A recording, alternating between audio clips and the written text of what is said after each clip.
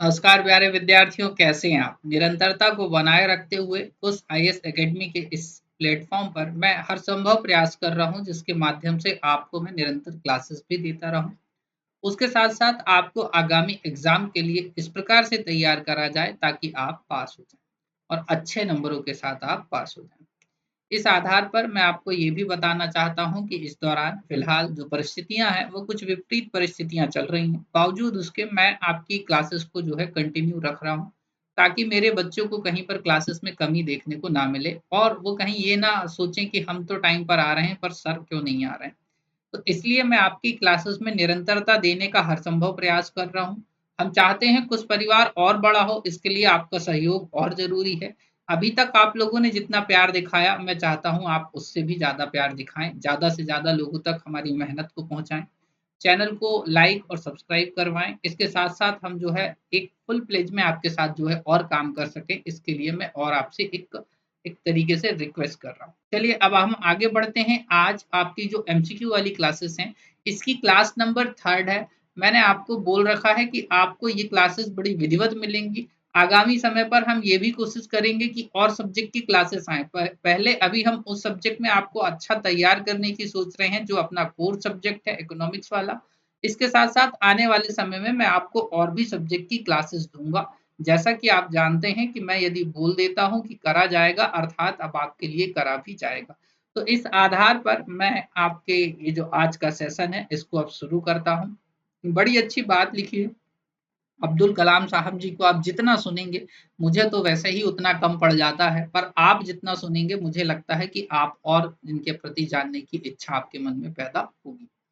बड़ी अच्छी बात बोलते हैं अब्दुल कलाम साहब कि ये मत सोचो कि मुझसे नहीं होगा। मतलब आप ये तो बिल्कुल मत सोचिए कि आप नहीं कर पाएँगे, बल्कि आपको ये सोचना चाहिए कि मेरे अलावा और कौन कर पाएगा, मतलब केवल मैं ही हूँ जो इस काम को कर सकता हूँ। विद्यार्थी जीवन में कभी-कभी क्षण ऐसे आते हैं जब आप टूटते हैं, जब आपको लगता है यार मैं नहीं कर पाऊँगा, मुझसे नहीं होगा, मैं नहीं कर पाऊँगी, मेरे लिए ये चीज़ बनी ही नहीं है। तब मैं कहूँगा अपने आप को रोकना, अपने आप को समझाना और ये यकीन दिलाना कि केवल आप कर सकते हैं। पढ़ाई इतना आसान काम नहीं है। आप पढ़ने आए हैं तो मैं कहूँगा कि आप वाक़ई में मेहनती। एक छोटा-सा एग्ज़ाम्पल दूँगा फिर सेशन शुरू करेंगे। हमारे यहाँ नाना जी अक्सर बोलते हैं कि विद्यार्थी को 2 ऑप्शन दिया जाए या किसी व्यक्ति को, विद्यार्थी तो छोड़ दो, किसी व्यक्ति को 2 ऑप्शन दिया जाए। एक कि आप पढ़ाई कर लो और एक आप भैंस चरा लो। क्योंकि पहले ये सारी चीज़ें ज़्यादा हुआ करती थी, अब तो गाय-भैंस चराना कम है। पर तब भी समझने की कोशिश करो कि उन्होंने कहा कि अधिकांश मामले में देखा जाता था बेटा कि अधिकांश मामले में मतलब 98% लोग भैंस चराने को पसंद करते थे, केवल 2% लोग पढ़ाई पसंद करते थे। इसलिए मैं आपसे कहूँगा कि आप अपने आप में भी प्राउड फ़ील करा करो कि आप पढ़ाई कर रहे हो, क्योंकि सबके बस की बात नहीं है पढ़ाई करना। चलिए शुरू करते हैं आज इसी आधार पे कि आप पढ़ाई करेंगे, अच्छे से सेशन को आगे बढ़ाएँगे। तो फटाफट एक बार कमेंट बॉक्स में कमेंट कर दो, बता दो कि हाँ सर हम लोग तैयार हैं। और सभी को नमस्कार, सभी को राधे राधे, जय Siya Ram, good evening, good afternoon सभी है भैया। और बिल्कुल पढ़ते रहो, क्वेश्चन देखते रहो, नोट डाउन करते रहो। क्लासेस की सारी पीडीएफ हमारे यूट्यूब के जो हमारे जो कुछ आईएएस एकेडमी का जो एप्लीकेशन है, ये यहाँ पर जो है सारी क्लासेस पीडीएफ आपको मिल जाएंगी। फ्री ऑफ कॉस्ट पीडीएफ वहाँ पर ही उपलब्ध है, आप ये ना सोचें कि फ्री ऑफ कॉस्ट नहीं है। पर मैं उन अभ्यर्थियों को ये बताना चाहता हूँ कि अक्सर जो लोग सोचते हैं सब कुछ फ्री में मिले, मैं फ्री में ही दे रहा हूँ, ऐसी कोई बड़ी बात नहीं है। पर मैं आपको एक बात बताता हूँ कि होता क्या है, अक्सर संस्थान इसको फ्री में बोल-बोल के जो है ना, आप लोगों को अल्टीमेटली ले उसी मतलब एक जगह जाते हैं या अल्टीमेटली आपको उसी जगह पर लाकर खड़ा कर देते हैं जहाँ पर वो बोलते हैं आपको पैसा दो। मैं आपसे यही बोलना चाह रहा हूँ, इस बात को समझो कि आपको मैं अननेसेसरी डेटा नहीं दूँगा। आप मेरे एप्लीकेशन पे भी जाके चेक करेंगे, आपको सीमित डेटा ही मिलेगा और ना ही बहुत बड़ा तामझाम देखने को मिलेगा। सिंपल डेटा, एक आपको पेड कोर्सेज़ हैं, एक आपको जो है फ्री कंटेंट है। तो ये सारी क्लासेस फ्री कंटेंट वाले ऑप्शन में आपको मिल जाएँगी, अदरवाइज़ आपको कुछ भी परेशान नहीं होना है। अन्यथा बहुत सारी चीज़ें होती हैं, बहुत सारी अनावश्यक चीज़ें होती हैं, तुम इसी में उलझे रहते हो। पढ़ तो इत्तू सा नहीं पाते हो, बेहतर है कम पढ़ो, अच्छा पढ़ो। समझ गए बात को? चलो, नेक्स्ट आगे बढ़ते हैं बच्चों। तो चलिए मिलकर आपके सपनों को साकार करा जाए और इस दिशा में आपके समक्ष पहला क्वेश्चन आपके स्क्रीन पर है। फटाफट क्वेश्चन को पढ़ो, आंसर देना शुरू करो, देखते हैं तुम कितने महारथी हो। वित्तीय क्षेत्र में मूल्यांकन समिति committee on financial sector assessment की सह अध्यक्षता किसके द्वारा की जाती है? पीएससी 2021 पेपर 1 और जो हुआ था 25/7/2021 को ये पेपर हुआ था बच्चों। इसमें ये प्रश्न आया है, देखते हैं आप क्या आंसर कर पाते हैं। ये प्रश्न थोड़ा सा उस समय भी बहुत कम लोगों से बना था क्योंकि लोगों ने इसको अच्छे से पढ़ा भी नहीं था। समझ गए बात को? चलो ठीक है, दिख गया। रिजर्व बैंक ऑफ इंडिया के गवर्नर भारत के वित्त मंत्री, तो आंसर होगा नहीं। उसके बाद रिजर्व बैंक ऑफ इंडिया के डिप्टी गवर्नर भारत सरकार के वित्त सचिव, आंसर चेक कर लेते हैं। रिजर्व बैंक ऑफ इंडिया के गवर्नर और डिप्टी गवर्नर, आंसर होगा नहीं। उसके बाद में यदि बात करते हैं भारत के प्रधानमंत्री और रिजर्व बैंक, तो भारत के प्रधानमंत्री का इन्वॉल्वमेंट तो वैसे भी नहीं होता बच्चों, आपको पता होगा। आंसर होगा इसका बी। आंसर क्या होगा? बी। इस आधार पर ऑड वन आउट भी आप खेल सकते हैं एग्जाम के दिन। यदि आपको कोई प्रश्न नहीं आ रहा है तो इसको कहते हैं ऑड वन आउट। जो नहीं बनता है उसको साइड कर दो, जो बनता है उसके बेसिस पे जो है आगे। एक बंद अर्थव्यवस्था वह अर्थव्यवस्था है जिसमें, तो आपको अल्टीमेटली क्लोज इकोनॉमी को बताना है। क्या ये मुद्रा पूर्ति पूर्ण रूप से नियंत्रित है? घाटा वित्तीयन होता है, केवल निर्यात होते हैं, ना निर्यात और ना ही आयात होते हैं। बताइए। यदि आपने जल्दी जल्दी कमेंट करके बताइए। देखो मैं इसलिए आपको बोलता हूँ, मैं जब आपको एमसीक्यू कराता हूँ ना, मैं आपको एक चीज देखता हूँ कि आपके पास जो है ना कंटेंट की कमी दिखती है मुझे। किसकी कमी दिखती है? कंटेंट की। आप पर्याप्त रूप से तुक्के तो मार लेते हैं पर उनके सही आंसर्स पे नहीं आ पाते, समझे? तो कंटेंट की ये जो लैक है ना, या लैक ऑफ कंटेंट है, ये कॉन्सेप्ट को दूर करने के लिए मैं आपको देता हूँ 360 एंड सेलेक्टिव की क्लासेस। इसलिए बोलता हूँ अच्छे से पढ़ो और पास हो।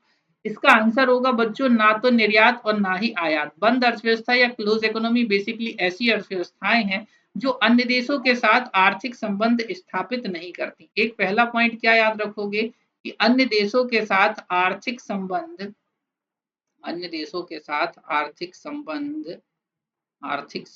स्थापित नहीं करती। मैं शॉर्ट में लिख दे रहा हूँ, ठीक है, पहला पॉइंट। दूसरा तो यही आ जाएगा कि जो है ना तो निर्यात करती हैं ना तो आयात करती हैं। अर्थात क्या करती हैं? ये आत्मनिर्भरता पर बल ज्यादा देती हैं। किस पे ज्यादा बल देती हैं? आत्मनिर्भरता पर। मतलब ऐसा समझ लो कि मेरे खेत में जो होगा मैं उसको उगा लूंगा या उगा लूंगी और उसी पे जो है हम अपना जीवन यापन कर लेंगे। इस तरीके का कॉन्सेप्ट है, ठीक है ना? तो आत्मनिर्भरता पर बल दिया जाता है। अब उदाहरण के तौर पे यदि आपसे पूछा जाए कि क्या सर इसके कोई उदाहरण है, तो देखो बुकों में तो लिखा रहता है। तो मैं भी पहले बुक की बात आपको बता देता हूँ कि बुक के अनुसार ये बात है कि उत्तर कोरिया इसका अच्छा एग्जाम्पल माना जाता है बंद अर्थव्यवस्था का। परंतु आप उत्तर कोरिया को जब विस्तार पूर्वक या थोड़ा सा गहन अध्ययन करके देखेंगे तो चाइना सपोर्ट में रहता है। हाँ कि ना? चाइना के साथ रूस सपोर्ट करता है। तो ये तो नहीं कह सकते ना आपकी आर्थिक संबंध, क्योंकि जो भी चीजें इनको दी जा रही होंगी वो फ्री ऑफ कॉस्ट तो दी नहीं जा रही होंगी, कुछ ना कुछ अमाउंट या पैसा लिया जा रहा होगा। चाइना वैसे भी किसी का सगा नहीं है, आपको पता है, चाहूंगा हम लोग। तो अल्टीमेटली आर्थिक संबंध तो स्थापित हो रहे हैं। हाँ, ऐसा माना जा सकता है कि ये बैकडोर से हो रहा है, मतलब बिना किसी को बताए। तो इस आधार पे यदि आप वास्तविक या व्यवहारिक तौर पे चेक करोगे तो आप पाओगे कि ये उदाहरण भी गलत है। पर हाँ, किताबी भाषा में दिया है तो हमें लिखना पड़ेगा, हमें समझना पड़ेगा। चलो, दूसरे का आंसर मिल गया। तीसरा, 12वीं पंचवर्षीय योजना की अवधि क्या है, ये आपको बताना है। जल्दी से बता दो। इसके पिछले वाली क्लास में भी मैंने पहली पंचवर्षीय योजना पे चर्चा करी थी। कमेंट करके बता दो इसका आंसर क्या होगा, बताइए जल्दी। एमपीपीएससी प्री यदि हम बात करते हैं तो 2012 में प्रश्न आया था। जल्दी बता दो। अब थोड़े से पंचवर्षीय योजना से प्रश्न आने थोड़ा कम हो गए हैं। इसका मतलब ये नहीं है कि आगामी एग्जाम्स में नहीं आएंगे। मैं आपसे बोल रहा हूँ कि 2025 की यदि बात करते हैं या आगामी जो एग्जाम होंगे उनमें भूले बिसरे ये प्रश्न आ जाते हैं, तो पढ़ के जाना है, अच्छे से पढ़ना है। चलो आंसर देख लिया जाए। देखो मैंने आपको बताया था, यदि थोड़ी सी आपको मेरी बात याद आ रही हो, तो रूस में चला करते थे बच्चों गॉस प्लान। रूस की बात करते हैं तो रूस में कौन से प्लान चलते थे? Gauss plan. रूस में ये जो गॉस प्लान चला करते थे ना, इसी के बेस पे भारत में, इसी के बेस पे कहाँ पे? भारत में पंचवर्षीय योजनाओं को लाया गया। भारत में किसको लाया गया मेरे प्यारे बच्चों? 5 ईयर प्लान्स को लाया गया। मेरी हैंडराइटिंग इसमें अच्छी नहीं आ रही है, तुम लोग वो नहीं करना, ठीक है ना, कि सर की हैंडराइटिंग अच्छी नहीं है।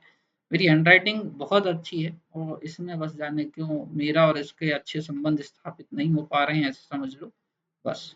ठीक है, तो हम यदि बात करते हैं तो 5 ईयर प्लान चलते थे तो भारत के संदर्भ में मेरे प्यारे बच्चों, इसलिए जो है सबसे पहले 1951 से लेकर, कब से लेकर? 1951 से लेकर 2012 तक।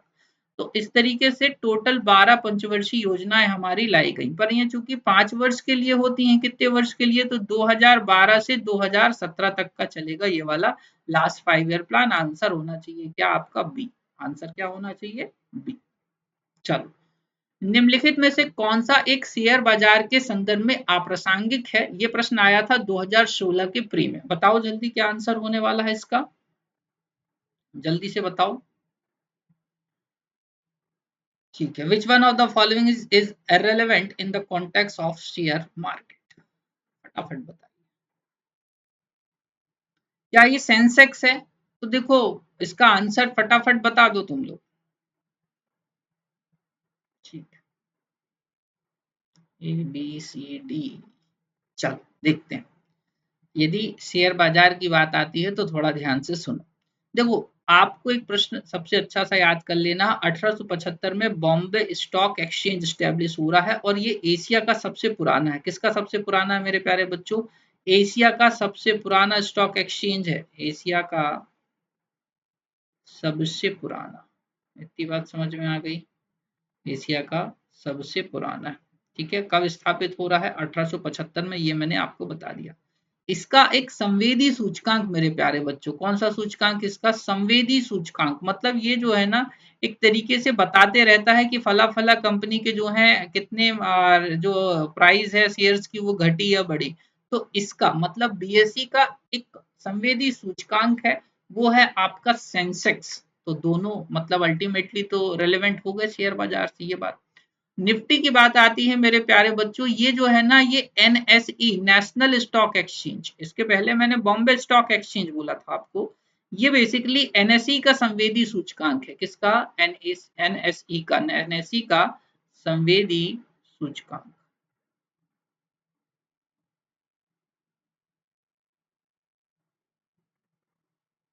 संवेदी सूचकांक, इतनी बात समझ में आ गई? तो ये इसका आंसर हो जाएगा। अब देखो, जब ये तीनों ऑलमोस्ट रेलेवेंट हैं तो आपको पता है आंसर क्या होना चाहिए? डी। सेप्स जो है इससे संबंधित नहीं। एपिकल्चर मैंने आपको बोल रखा है, साइंस में भी पूछेगा और आपके ज्योग्राफी और इकोनॉमिक्स में भी जो एग्रीकल्चर वाले सेक्शन है उससे रिलेट करके क्वेश्चन बनते हैं। जल्दी बताओ। एपिकल्चर आना चाहिए, यहाँ पर विटिकल्चर लिखा है, एपिकल्चर, ईपीआई, एपिकल्चर। ठीक है ना? Very good. बताओ जल्दी, वनों के संरक्षण से है, अंगूर, मधुमक्खी और गन्ना किससे संबंधित होना चाहिए? बहुत बढ़िया। कुछ लोगों की पढ़ाई अच्छी है तो कुछ लोगों की पढ़ाई अच्छी नहीं है। ठीक है, चलो, इस संदर्भ में बात करते हैं तो देखो, वनों की बात आएगी तो नहीं। उसके बाद में विटिकल्चर संबंधित होता है अंगूर से, तो ये भी आंसर फिलहाल नहीं है, समझना यहाँ पे नहीं है। पर हाँ, एपिकल्चर का संबंध यदि बात आएगी तो मधुमक्खी पालन से है। मैंने आपको पिछली क्लास में, यदि आप चाहो तो अच्छे से आराम से चेक करो, मैंने इन सब के आंसर आपको बता रखे हैं। समझ गए बात को? एपिकल्चर, पिसिकल्चर, उसके बाद फ्लोरोकल्चर, फिर उसके बाद में आपका पोमोकल्चर, इन सब के बारे में मैंने आपको बता दिया। ठीक है, चलो, तो इनको याद कर लेना, एक प्रश्न इससे बनता है। भारतीय स्टेट बैंक की स्थापना कब हुई थी? बड़ा अच्छा प्रश्न है, फटाफट आंसर बताओ। भारतीय स्टेट बैंक की स्थापना कब हुई थी? जल्दी से आंसर दो, स्पीड से दो थोड़ा सा बच्चों।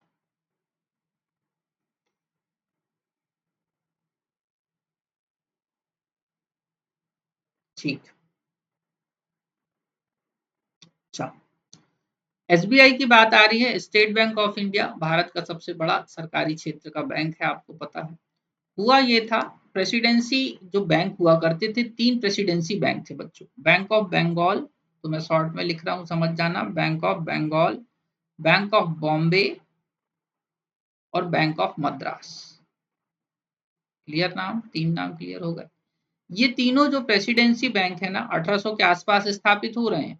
आगे चलकर 1921 की बात आती है बच्चों। 1921 में इन तीनों बैंकों का मर्जर कर दिया गया, विलय कर दिया गया आपका इंपीरियल बैंक ऑफ इंडिया में। किसमें कर दिया गया? इंपीरियल बैंक ऑफ इंडिया में। आगे चलकर मेरे प्यारे बच्चों इसी इंपीरियल बैंक ऑफ इंडिया को 1 जुलाई 1955 की बात आती है। कितनी की बात आती है? 1 जुलाई 1955 की बात आती है। तो 1 जुलाई 1955 को इसी का जो है राष्ट्रीयकरण कर दिया गया। ध्यान से सुनना, शब्दों को ध्यान से सुना करो, उसमें ही बहुत सारी बातें छुपी होती हैं। मैं यहाँ पर राष्ट्रीयकरण बोल रहा हूँ, इसके पहले मैं मर्जर बोल रहा था। तो इसी का क्या कर दिया गया? राष्ट्रीयकरण। और ये राष्ट्रीयकरण कर दिया गया एसबीआई के रूप में। किसके रूप में? SBI, state bank of India. तो आंसर क्या होगा? ये। चलो, बन गया। आप आगे बढ़ते हैं। इस आधार पे मैं आपको एक महत्वपूर्ण जानकारी देना चाहता हूं मेरे प्यारे बच्चों की यदि आपने कुछ आईएएस एकेडमी का एप्लीकेशन डाउनलोड नहीं करा है, मैं कहूंगा कर लो। बहुत सारी अच्छी चीजें आपके लिए रखी हैं जिनसे आप पास होंगे। यदि आप भटकना चाहते हैं, परेशान होना चाहते हैं, तो फिर मैं आपकी मदद नहीं कर सकता।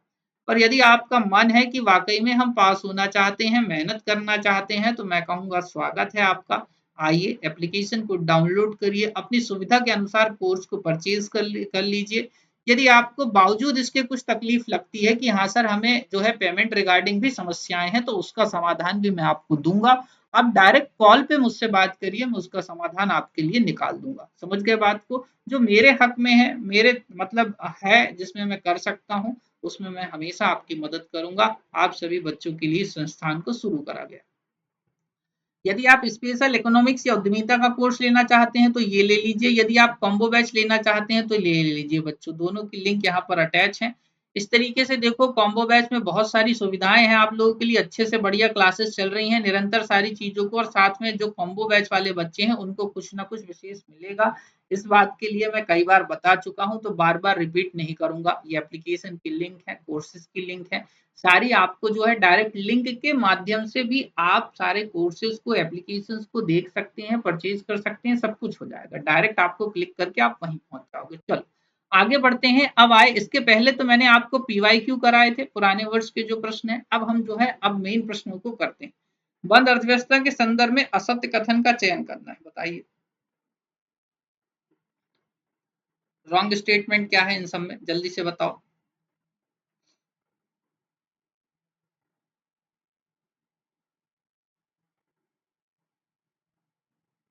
ठीक, बहुत बढ़िया बच्चों, ऐसे ही प्रयास करते रहो। कुछ को बनता है, कुछ को नहीं बनता। जिसको नहीं बनता है वो ध्यान से सुन लो, या तो आप एमसीक्यू के माध्यम से कर लो, या मैंने आपको बोला है एक बार इकोनॉमिक्स में हमारे साथ जुड़ के देखो। बहुत व्यवहारिक तौर पे सारी चीजें प्रैक्टिकली आपको मैं सिखा भी दूंगा, पास भी करवा दूंगा। ये देखो, यहाँ पर जीडीपी और राष्ट्रीय आय समान होती है तो बिल्कुल सही बात है, क्योंकि इंपोर्ट एक्सपोर्ट नहीं हो रहा है तो सही बात है। काल्पनिक, बिल्कुल हाँ, कल्पना पर ही आधारित है अर्थव्यवस्था। वर्तमान में ऐसी अर्थव्यवस्था एग्जिस्ट नहीं करती।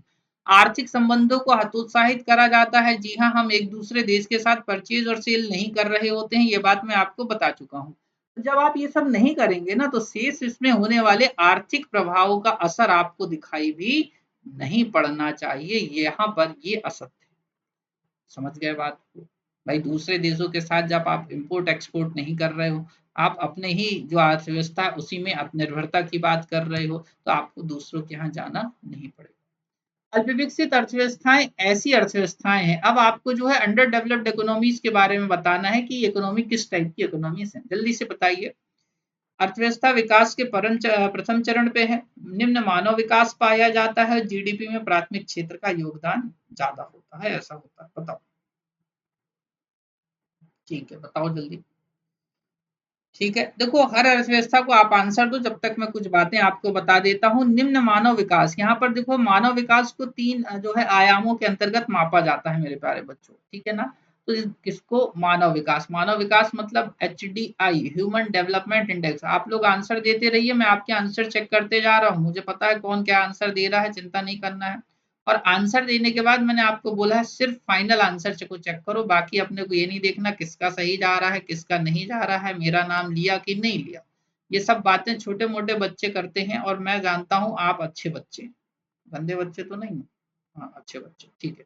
चलो, तो यदि इस आधार पे बात करते हैं तो देखो मानव विकास की बात होती है मेरे प्यारे बच्चों, तो ये 3 आयामों पे निर्भर करता है। एक बात होती है शिक्षा की, किसकी होती है? शिक्षा। एक बात होती है स्वास्थ्य की मेरे प्यारे बच्चों, किसकी बात होती है? स्वास्थ्य की बात होती है। शिक्षा हो गया, स्वास्थ्य हो गया, और शिक्षा स्वास्थ्य के बाद आती है जीवन स्तर की बात आती है। किसकी बात आती है? जीवन स्तर की। तो जब निम्न की बात होगी ना तो ये तीनों कम मिलेंगे। ऐसे समझ जाओ कि यहाँ पर शिक्षा का स्तर कम होगा, स्वास्थ्य का स्तर कमजोर होगा, मतलब बच्चे इतने ज्यादा या जो ये लोग हैं वो इतने ज्यादा अच्छे नहीं होंगे हेल्थ वाइज उनकी, और उसके बाद जीवन स्तर मतलब पर कैपिटा इनकम भी उनकी कम होगी। तो इस आधार पर जब आप चेक करोगे ना तो आंसर इसका होना चाहिए डी। बिल्कुल सही बात है, प्राथमिक क्षेत्र का योगदान ज्यादा होता है इस प्रकार की अर्थव्यवस्थाओं में, और विकास के जो है पहले चरण पे होती हैं, तो ये भी सत्य बात है, बिल्कुल उचित बात है। विकासशील अर्थव्यवस्था के संदर्भ में मुख्य कथन को छांटना है बच्चों, तो देखो क्या क्या है विकासशील अर्थव्यवस्था के संबंध में। विकासशील अर्थव्यवस्था के संदर्भ में मुख्य कथन को छांटिए, बताइए आप क्या आंसर दे पा रहे हैं।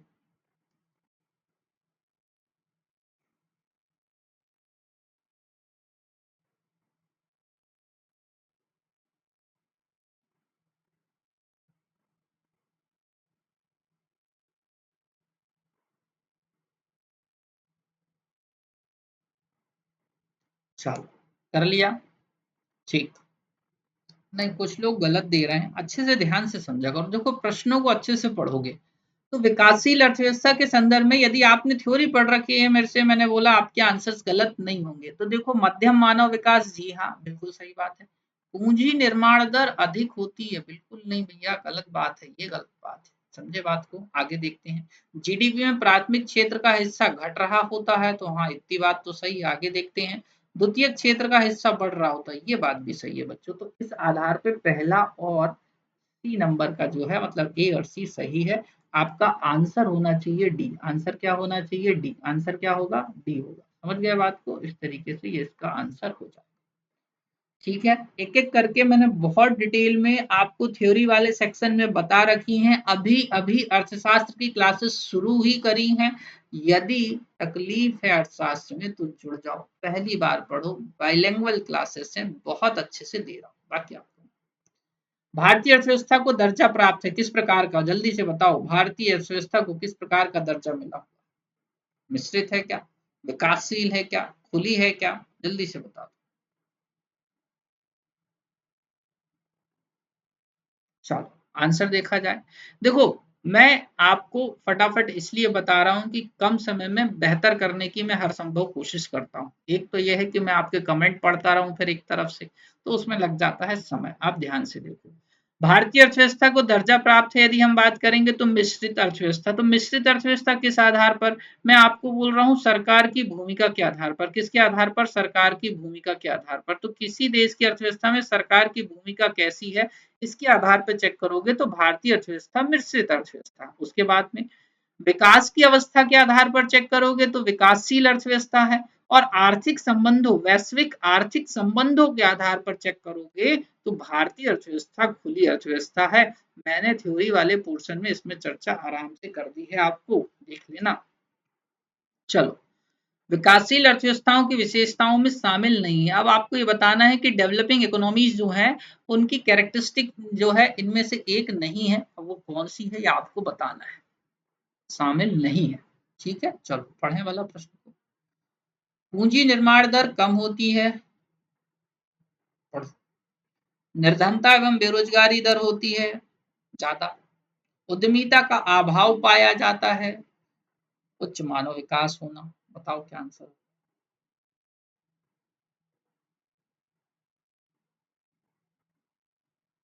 मैं दिख रहा हूँ, शायद दिख रहा हूँ। चल,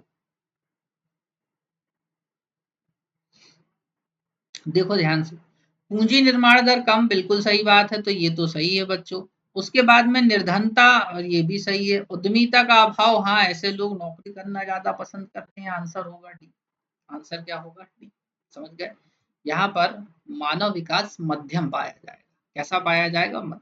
उसके बाद विकसित अर्थव्यवस्थाएं हैं जहां, मतलब विकसित अर्थव्यवस्थाओं के संदर्भ में आपको देखना है क्या आंसर सही है? जल्दी बताओ।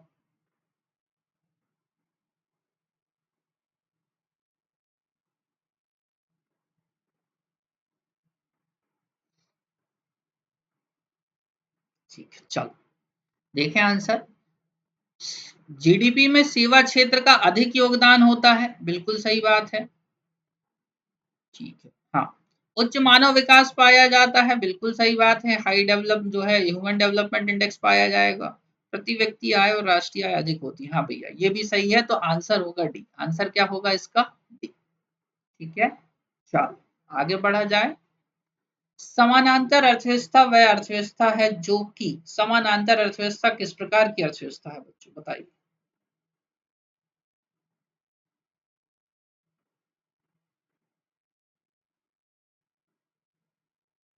ठीक, अच्छी कोशिश कर रहे हैं कुछ लोग, कुछ लोगों के बहुत सही आंसर जाते हैं और कुछ लोग जो है क्या पता या तो जय राम जी की या जय माता दी बोलते रहते हैं। अच्छे से माँ माता या प्रभु का नाम लो बच्चों तो भी पास होगे, बिना मन के नाम लोगे तो पास कैसे होगे? तुक्के भी गलत जाएंगे। ठीक है, तुक्कों का भी अपना रोल होता है, कभी उस पर भी चर्चा करी जाएगी। चलिए, काले धन पर आधारित होती हैं तो बिल्कुल सही बात है, इस प्रकार की बात भी सही है यहाँ पर।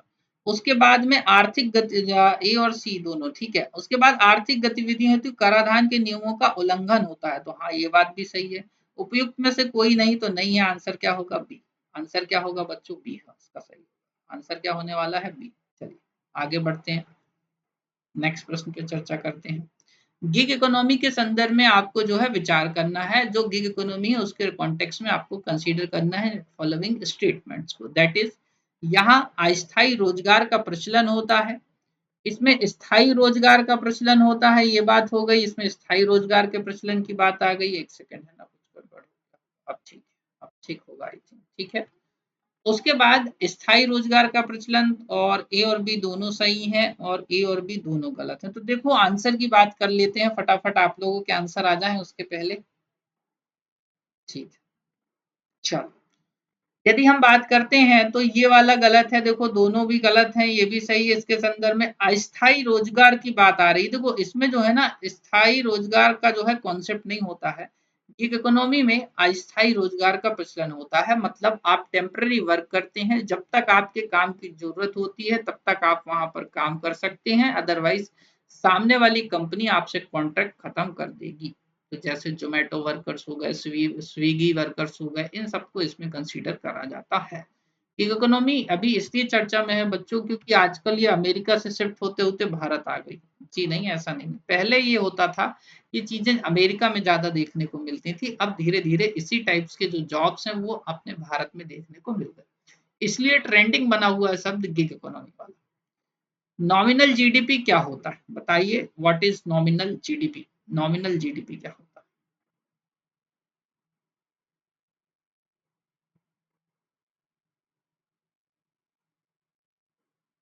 ठीक है, कुछ लोग ए के साथ, कुछ लोग डी के साथ, कुछ लोग बी के साथ।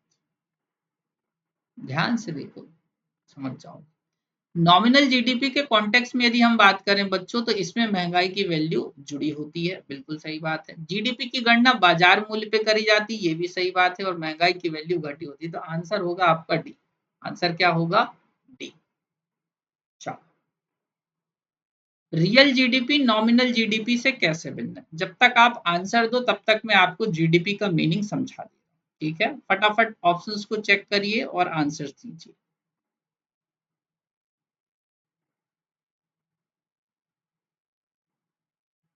ठीक,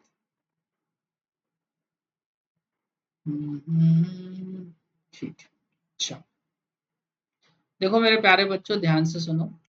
जो जीडीपी की बात होती है तो एक वित्तीय वर्ष में किसी देश की घरेलू सीमा के भीतर उस देश के नागरिकों और गैर नागरिकों के द्वारा क्या उत्पादित किया जा रहा है, इसी को अपन जो है जीडीपी बोल रहे हैं।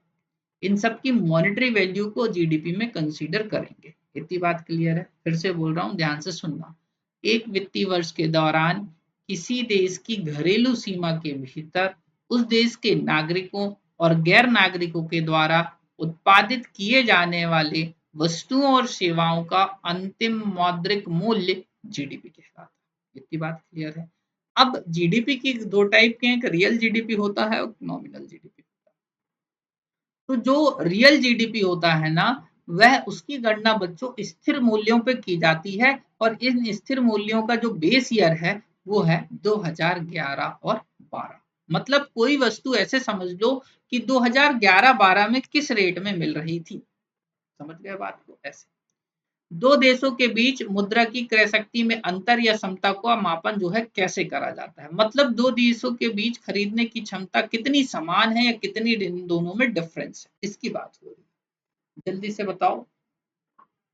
क्रय शक्ति असमानता, क्रय शक्ति समता, प्रति व्यक्ति आय, राष्ट्रीय आय, purchasing power inequality, purchasing power parity, per capita income और नेशनल इनकम।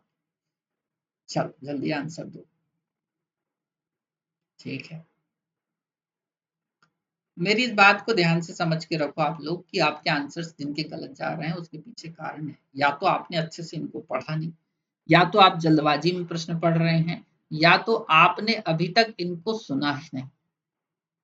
क्योंकि यदि आपने एक बार मेरे से इकोनॉमिक्स पढ़ ली है तो मैं आपको बार बार बोलता हूँ कि मैं सबसे पहले यूनिट 1 में सारी चीजें ही समझा देता हूँ बच्चों।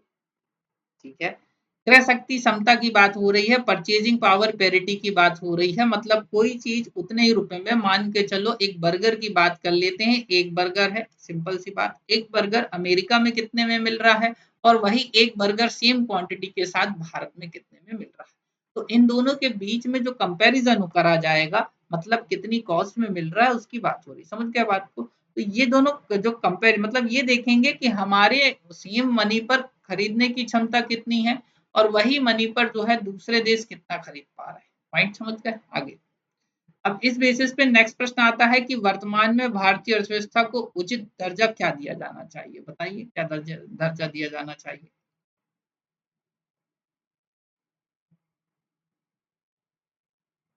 ठीक है, नॉमिनल जीडीपी के आधार पर छठी बड़ी अर्थव्यवस्था है, नॉमिनल जीडीपी के आधार पर पांचवी बड़ी अर्थव्यवस्था है, और बी एंड डी दोनों हैं, और फिर है आपका पीपीपी के आधार पर। पीपीपी का अर्थ है प्यारे बच्चों परचेजिंग पावर पेरिटी, अभी जस्ट अपन ने जो डिस्कस करा था। ठीक है, चलो अब आंसर दो। हाँ, कुछ की तो आदत सी हो गई है कि सर जो दोनों वाला है उसमें टिक कर दो और पैसे दे दो। है, चलो ध्यान से सुनो, पैसे नहीं मिलेंगे। नॉमिनल जीडीपी के आधार पर यदि अपन बात करते हैं, यहाँ पर आधार आएगा पांचवी बड़ी अर्थव्यवस्था, और परचेजिंग पावर पेरिटी की बेसिस पे तीसरी बड़ी अर्थव्यवस्था है भारत। सही बात। आर्थिक क्रियाओं के आधार पर अर्थव्यवस्था को कितने क्षेत्रकों में बांटा गया है। यूनिट 1 के सारे क्वेश्चन हो रहे हैं। जिन विद्यार्थियों ने मुझसे यूनिट 1 पढ़ रखी है थ्योरी, उन्हीं के लिए यूनिट 1 के साथ साथ एमसीक्यूज हैं। मतलब आपकी जिन लोगों ने नहीं पढ़े उनकी यूनिट 1 भी तैयार हो। चल चलो, आर्थिक क्रियाओं के आधार पर अर्थव्यवस्था के क्षेत्रक जो हैं, तो देखो सीएसओ के द्वारा जो है उत्पादन के आधार पर, किसके आधार पर? उत्पादन के आधार पर। आर्थिक क्रियाओं के आधार पर अर्थव्यवस्था को जो है कितने भागों में बांटा गया है? तीन भागों में। कितने भागों में? तीन भागों में। ये तीन भाग कौन कौन से हैं बच्चों? प्राथमिक क्षेत्र, द्वितीयक क्षेत्र और तृतीयक क्षेत्र। देखो ज्यादा डिटेलिंग में इसलिए भी नहीं कर रहा हूं क्योंकि आप मेरे को बहुत अच्छे से जानते हो, मैं आपको अनावश्यक डेटा कुछ भी रटाना नहीं चाहता। कम पढ़ाता हूँ, अच्छा पढ़ाता हूँ, फैक्ट सारे हैं, और मैं आपको प्रश्नों में ही उन सारी चीजों को पूछता हूँ। क्योंकि अभी प्राथमिक अर्थव्यवस्था, प्राथमिक क्षेत्र, द्वितीय क्षेत्र और तृतीय क्षेत्र के बारे में आगे प्रश्न है, इसलिए मैं यहाँ पर उनको एक्सप्लेन भी नहीं करता हूँ। देखो आ गया। प्राथमिक क्षेत्र के संदर्भ में उचित विकल्प का चयन करना है, मतलब select the appropriate options with reference to the primary sector. बताइए जल्दी क्या आंसर हो सकते हैं।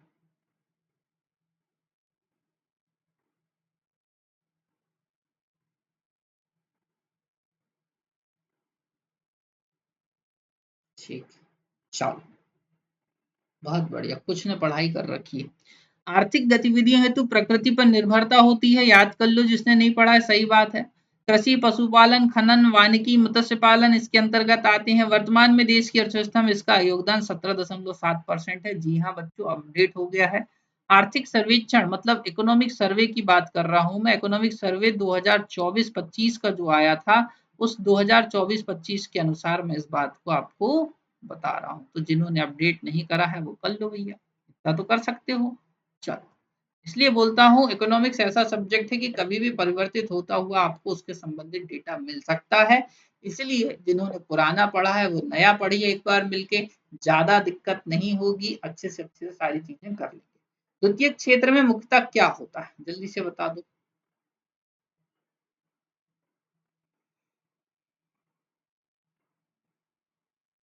अर्थव्यवस्था के क्षेत्रों को मेरे प्यारे बच्चों जो है 2 भाग 3 भागों में बाँटा गया है। प्राथमिक क्षेत्र, द्वितीयक क्षेत्र और तृतीयक क्षेत्र। जल्दी से बताओ। द्वितीयक क्षेत्र में क्या होता है मुख्यतः? जल्दी से बताओ। पहला, दूसरा, तीसरा और चौथा। देखो तीसरा और चौथा तो नहीं होते हुए दिख रहे हैं, इनको हटा देते हैं। चलिए ठीक है, बी भी नहीं होगा। देखो प्राथमिक क्षेत्र से जो वस्तुएं मिलती हैं उनको कहा जाता है प्राथमिक वस्तुएं। उनको क्या कहते हैं हम? प्राथमिक वस्तुएं। और प्राथमिक वस्तुओं का रूप परिवर्तित करके या मॉडिफिकेशन करते हुए उनका मूल्यवर्धन किया जाता है। सपोज दैट आप समझ लीजिए गेहूं, क्या बात हो रही है? गेहूं, और गेहूं से लेकर बना दिया गया आटा। गेहूं यदि मान के चलो आपको कि 30 रुपए केजी है, गेहूं कितना है? 30 रुपए केजी।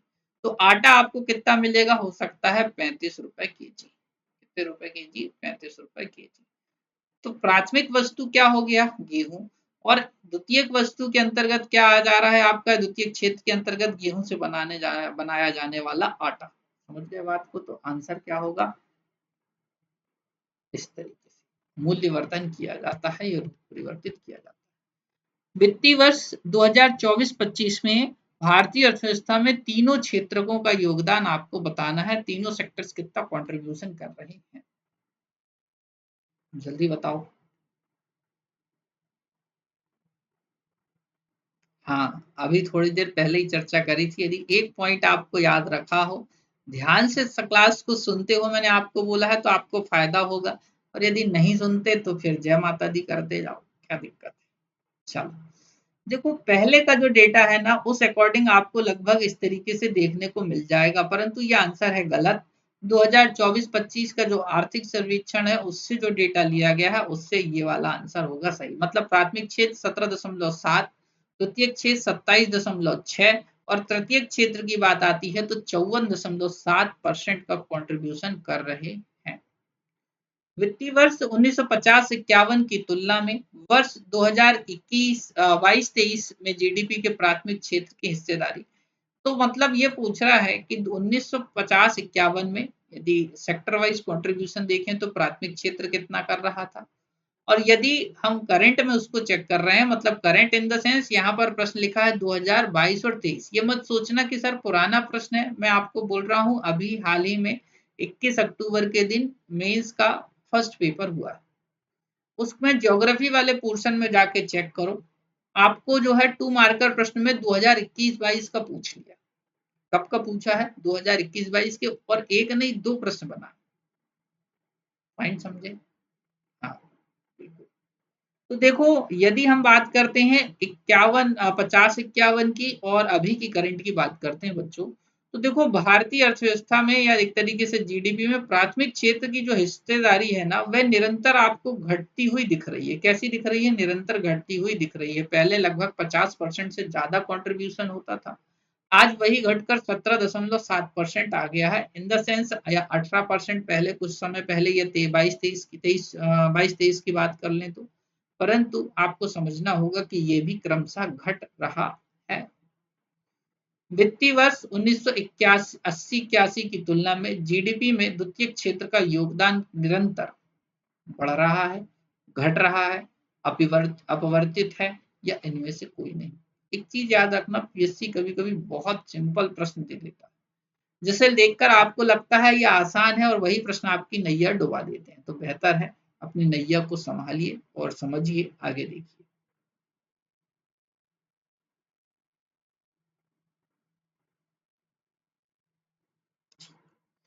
वित्तीय वर्ष 80-81 की तुलना में जीडीपी में द्वितीय क्षेत्र के संदर्भ में यदि बात कर रहे हैं बच्चों, तो देखो ये क्या हो रहा है, द्वितीय क्षेत्र की बात हो रही है तो ये बढ़ता हुआ दिखेगा बच्चों।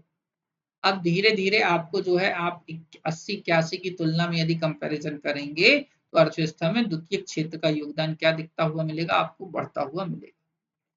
लास्ट प्रश्न आई थिंक जो है, वित्तीय वर्ष 2024-25 में भारतीय अर्थव्यवस्था में तृतीय क्षेत्र का योगदान बताना है आपको, जल्दी से बताएं। आया मजा आज के सेशन में? बिल्कुल ठीक, चलो आंसर अभी बताया था, आंसर होगा सी। आंसर क्या हो जाएगा? सी। तो बच्चों हमारे द्वारा आपके लिए जो है निरंतर प्रयास करा जा रहा है, जहां पर हम ये बिल्कुल सोच रहे हैं कि आपको एमसीक्यू के माध्यम से क्लासेस भी करवाई जाए। ये संपूर्ण क्लासेस प्री के लिए हैं, प्री 2025 या आगामी वर्ष में जो आपके पेपर होंगे, मतलब अभी भी हो सकते हैं, यदि दिसंबर तक देखेंगे तो कुछ एग्जाम्स के पेपर हो सकते हैं, तो उनके संदर्भ में है सारे प्रश्न, और 2025 के संदर्भ में। तो अच्छे से तैयारी करिए, निरंतर क्लासेस पे आइए, ज्यादा से ज्यादा लोगों तक सेशन को जो है शेयर करें, बता दें कि सर ने तैयारी शुरू कर दी है। यदि आपको भी इस बार भी इकोनॉमिक्स अकेले में 15 से 20 प्रश्न प्राप्त करने हैं, तो मैं कहूंगा बिना देर करे हुए जुड़ जाओ, हमारे कोर्सेज पे जुड़ जाओ, ताकि आपको सारा डेटा विधिवत रूप से एक जगह मिल जाएगा। संपूर्ण विद्यार्थियों का बहुत हृदय से स्वागत है, अपने प्रेम और सहयोग इसी प्रकार से बनाए रखें, अपना साथ बिल्कुल देते रहें। तो इस आधार पर अब हम विदा लेना चाहेंगे, मिलेंगे नेक्स्ट वीडियो में, तब तक अपना ख्याल रखना। जय हिंद, जय भारत, और बहुत बहुत धन्यवाद सभी विद्यार्थियों का जुड़ने के लिए। जय हिंद।